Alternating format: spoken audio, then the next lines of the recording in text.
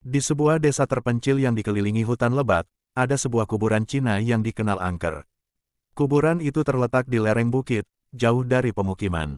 Masyarakat setempat selalu menghindari tempat itu, percaya bahwa kuburan tersebut dihuni oleh arwah-arwah gentayangan yang belum menemukan kedamaian.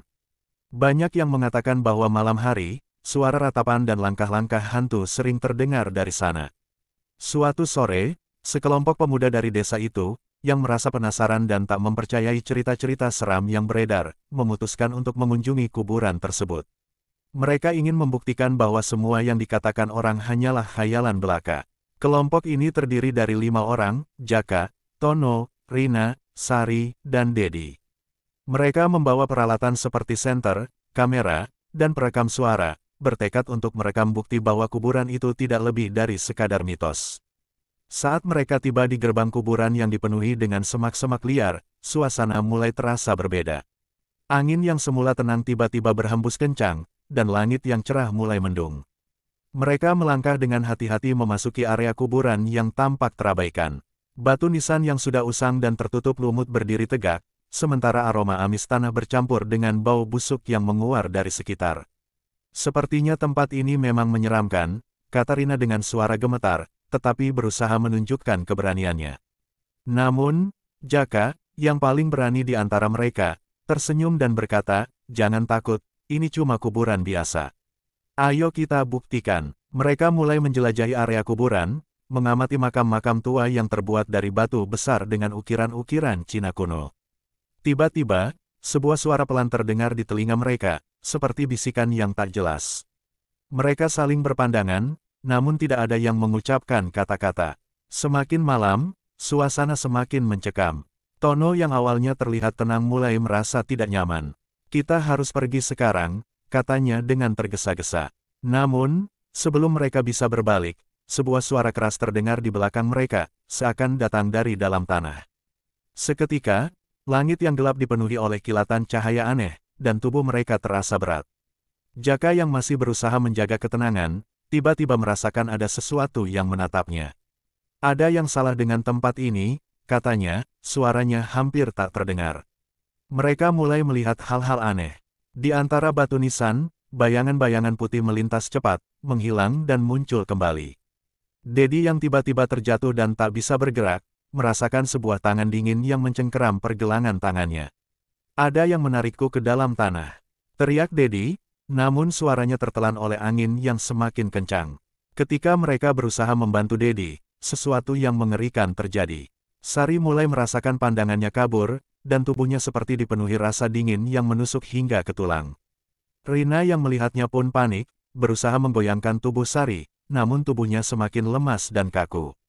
"Ini bukan tempat yang biasa," ucap Tono, wajahnya pucat pasi. "Kita harus keluar sekarang juga." Namun, mereka sadar bahwa kekuatan gaib di tempat itu begitu kuat. Langkah kaki mereka terasa semakin berat, seakan tanah itu menahan mereka, menjerat mereka dalam kekuatan yang tidak dapat mereka lawan. Di antara kegelapan malam, mereka mendengar suara bisikan yang semakin keras. Suara itu berasal dari balik batu nisan yang sangat tua, seakan ada sesuatu yang berusaha berbicara kepada mereka. Tiba-tiba, Jaka merasakan seolah ada suara yang memanggil namanya. "Jaka, temukan rahasia kami."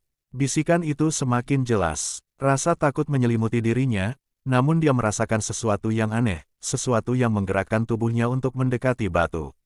Nisan yang paling besar di tengah kuburan. Batu itu terlihat lebih tua dan lebih besar dari yang lainnya.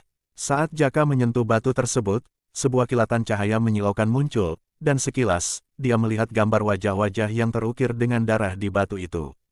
Tiba-tiba, dia melihat bayangan seorang pria tua dengan wajah pucat, matanya kosong, dan mulutnya mengeluarkan suara keras. "Rahasia ini tak boleh terungkap."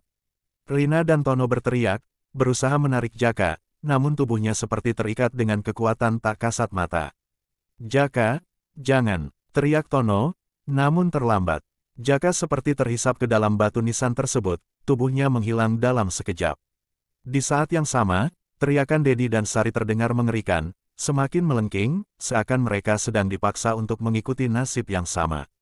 Suara itu semakin keras, bercampur dengan suara tangisan, dan angin yang berputar-putar di sekitar mereka semakin kencang. Mereka menyadari bahwa roh-roh yang menghuni kuburan ini tidak tenang karena ada sebuah rahasia gelap yang belum terungkap, sebuah pengkhianatan masa lalu yang menyebabkan mereka terperangkap di dunia antara hidup dan mati. Hanya dengan mengungkap rahasia ini, mereka bisa menghentikan teror yang semakin mencekam. Dengan sisa tenaga yang ada, Tono dan Rina berlari ke pusat kuburan, menggali di sekitar batu nisan yang menjadi pusat kekuatan jahat itu. Mereka menemukan sebuah kotak kayu tua yang terkubur dalam tanah. Setelah kotak itu dibuka, sebuah gulungan bambu kuno muncul, berisi tulisan-tulisan yang hampir tidak terbaca. Ini tentang sebuah keluarga yang dibunuh secara tragis, kata Rina dengan suara gemetar. Mereka tak bisa tenang karena kematian mereka diselimuti kebohongan. Dengan cepat, mereka membakar gulungan itu, berharap bisa mengirimkan roh-roh itu ke tempat yang seharusnya.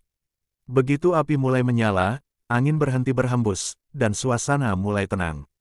Kuburan itu akhirnya sunyi kembali, seolah menghirup napas lega setelah berabad-abad terperangkap dalam kemarahan yang tak terselesaikan.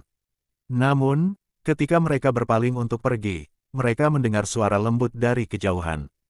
"Terima kasih," bisik suara itu, dan hilang dalam keheningan malam.